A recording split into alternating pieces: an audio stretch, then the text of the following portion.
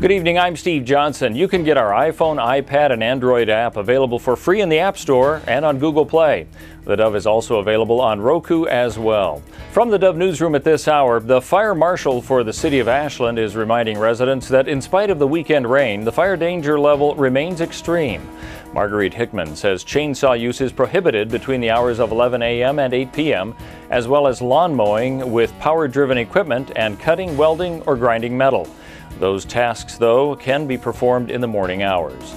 This weekend's wet weather in southern Oregon didn't have much of an impact on wildfires in the west.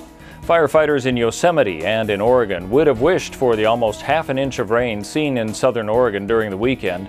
But for those just outside the rainfall area, very little was seen, only about 1/10 of an inch.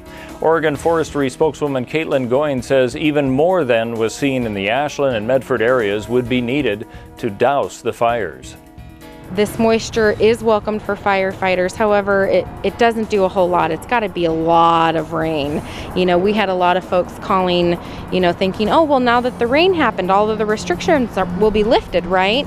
And that isn't the case. We're still, the fuels take a lot of moisture to actually change their moisture rates inside of them. So that's what we actually base fire season on, is what the weather is and also what the fuel moistures are at.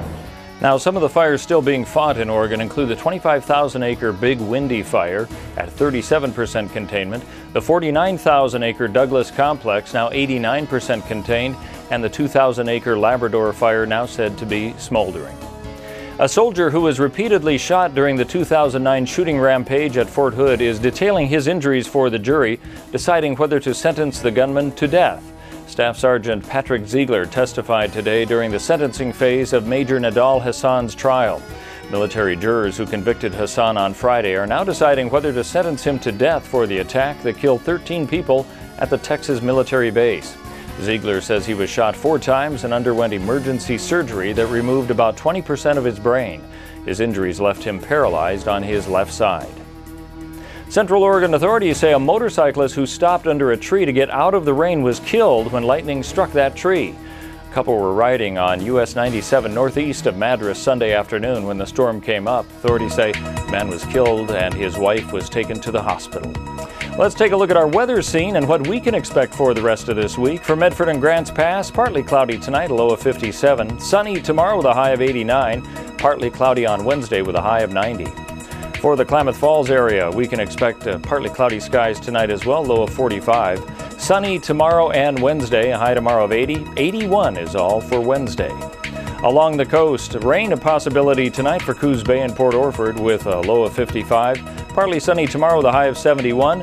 71 and cloudy skies expected on Wednesday. And for Northern California and Wairika, clear skies tonight, a low of 53. Sunny skies tomorrow, a high of 87 degrees. Partly sunny on Wednesday with a high of 88. We can expect the lows to be somewhere in the low to upper 50s. And that's a look at what's happening in news and weather. You're up to date with the latest right here on the Dove.